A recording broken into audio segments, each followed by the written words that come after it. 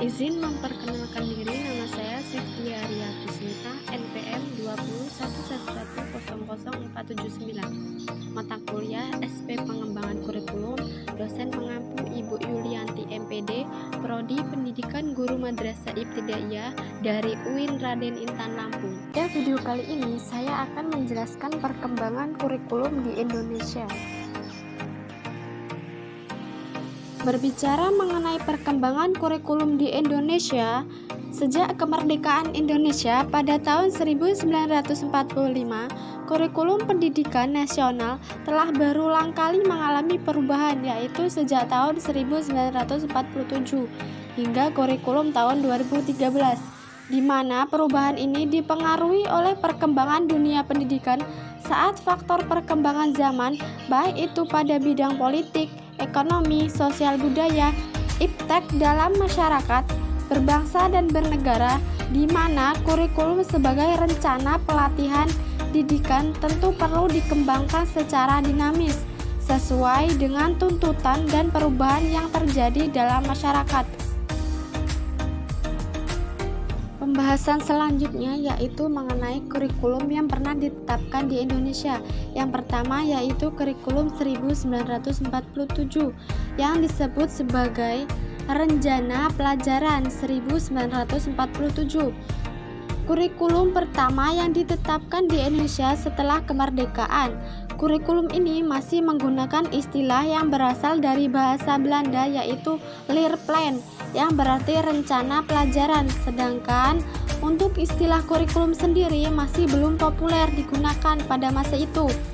Kurikulum ini baru ditetapkan pada tahun 1950. Perubahan arah kurikulum sendiri lebih bersifat politis, yakni dari renovasi Belanda ke pemikiran atau kepentingan nasional kurikulum. Menurut bentuknya memuat dua hal pokok. Yang pertama daftar mata pelajaran dan jam pengajarannya, yang kedua garis-garis besar pengajaran. Sedangkan untuk materi pembelajarannya sendiri itu tidak menekankan pada aspek pikiran atau aspek kognitif, tetapi lebih menekankan kepada adegan watak, yakni kesegaran aktor masyarakat dan bernegara serta dikaitkan dengan kehidupan sehari-hari baik untuk kesenian maupun jasmani. Kurikulum yang kedua yaitu kurikulum tahun 1952 atau disebut sebagai Rencana Pelajaran Terurai tahun 1952, di mana setelah Rencana Pelajaran 1947 masuk pada tahun 1952, kurikulum di Indonesia telah mengalami penyempurnaan, di mana kurikulum ini lebih merinci setiap mata pelajaran dan kurikulum ini telah mengarah pada suatu sistem pendidikan nasional. Hanya menjadi ciri dari kurikulum ini yaitu setiap rencana pelajaran harus memperhatikan isi pelajaran yang dihubungkan dengan kehidupan sehari-hari. Pada masa itu, sistem belajar siswa telah ditetapkan dan pada silabus mata pelajarannya menunjukkan bahwa setiap guru mengajar satu mata pelajaran dan menjadi tolak ukur adanya perubahan. Dibentuknya sekolah khusus bagi lulusan sekolah rendah atau sekolah rakyat 6 tahun yang tidak melanjutkan ke jenjang SMP, itu disebut sebagai kelas masyarakat, di mana kelas ini mengajarkan tentang keterampilan baik itu pertanian, perkebunan, dan perikanan, sehingga bagian agar tidak melanjutkan ke jenjang SMP, sehingga yang tidak melanjutkan SMP dapat langsung bekerja setelah lulus. Kurikulum yang ketiga yaitu kurikulum 1964 atau disebut sebagai Rencana Pelajaran 1964, di mana pada tahun itu pemerintah kembali melakukan penyempurnaan terhadap kurikulum di Indonesia. Menjadi ciri dari kurikulum ini yaitu pemerintah mempunyai keinginan agar rakyat mengangkat pengetahuan akademik untuk pembekalan pada jenjang SD, sehingga pada masa itu materi pelajaran yang diberikan difokuskan pada upaya pengembangan cipta, rasa, karsa, karya, dan moral yang dikenal sebagai sistem pendidikan Pancawardhana. Sedangkan mata pelajaran diklasifikasikan dalam 5 kelompok bidang studi. Yang pertama moral, kecerdasan, emosional, keterampilan, dan jasmania. Kurikulum yang keempat yaitu kurikulum 1968, di mana kurikulum ini merupakan perwujudan perubahan orientasi pada pelaksanaan Undang-Undang Dasar 1945 secara murni dan konsekuen. Kurikulum ini juga menggunakan istilah kurikulum yang menghentikan rencana pelajaran dari Rencana Pelajaran 1944 menjadi Kurikulum 1968, di mana Rencana Pelajaran 1964 telah menjadi sebagai hasil dari Orde Lama.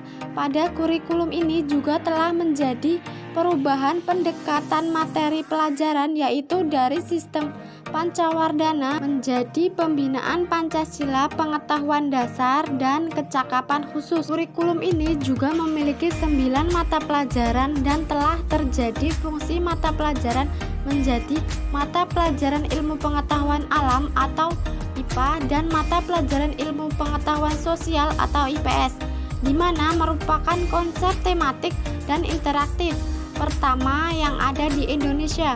Kurikulum ini juga disebut sebagai kurikulum bulat. Kurikulum yang kelima yaitu kurikulum 1975. Dengan kurikulum ini menekankan pada tujuan agar pendidikan di Indonesia menjadi lebih efektif dan efisien. Untuk latar belakang lahirnya kurikulum ini yaitu dipengaruhi oleh konsep di suatu bidang manajemen atau disebut sebagai MBO, manajemen bi objektif yang terkenal pada masa itu. Dalam penerapannya, proses pembelajaran baik itu metode, materi, atau tujuan pembelajaran dikembangkan dengan prosedur pengembangan sistem instruksional atau PPSI yang dikenal dengan sebutan sampel atau satuan pelajaran atau saja, yakni rencana pelajaran setiap satuan bahasan, yang dimana fiskal ini kemudian dirinci menjadi tujuan instruksional umum atau TIU, tujuan instruksional khusus atau TIK, materi pelajaran, alat pelajaran, proses belajar mengajar, dan evaluasi, di mana guru harus terampil dalam merumuskan tujuan instruksional khusus sehingga kurikulum ini banyak mendapatkan kritik. Kurikulum yang keenam yaitu kurikulum 1984. Kurikulum ini sering disebut sebagai kurikulum 1975. Disempurnakan, kurikulum ini menyusun proses Kevon yang walaupun mengutamakan pendekatan proses bertujuan tetap diingatkan. Pada kurikulum ini siswa ditempatkan sebagai subjek belajar, membedakan, mengamati sesuatu, mengelompokkan, mendiskusikan, sehingga melaporkan. Model ini disebut sebagai cara belajar siswa aktif atau CBSA, juga disebut sebagai Student Active Learning atau SAL. CBSA ini mempunyai hasil yang baik setelah ditetapkan pada sekolah-sekolah yang diuji cobakan setelah mengalami banyak deviasi dan reduksi saat ditetapkan secara nasional. Kurikulum yang ketujuh yaitu kurikulum 1994 dan suplemen kurikulum 1999. Kurikulum ini lahir berdasarkan Undang-Undang Nomor 2 Tahun 1989 tentang Sistem Pendidikan Nasional. Pemerintah memperbarui kurikulum sebagai upaya memadukan kurikulum-kurikulum sebelumnya. Pertama, kurikulum 1975 dan kurikulum 1984. Namun sayangnya perpaduan antara tujuan dan proses ini belum bahas lebih hingga banyak kritik yang berdatangan karena beban belajar siswa menjadi lebih berat dari nasional hingga muatan lokal, dan ditambah lagi berbagai kepentingan kelompok masyarakat yang mendesak berbagai isu-isu tertentu masuk ke dalam kurikulum, sehingga kurikulum ini menjelma menjadi keunggulan yang super padat. Sehingga pada kejatuhan rezim Soeharto pada tahun 1998, kurikulum yang ke-8 yaitu kurikulum 2004.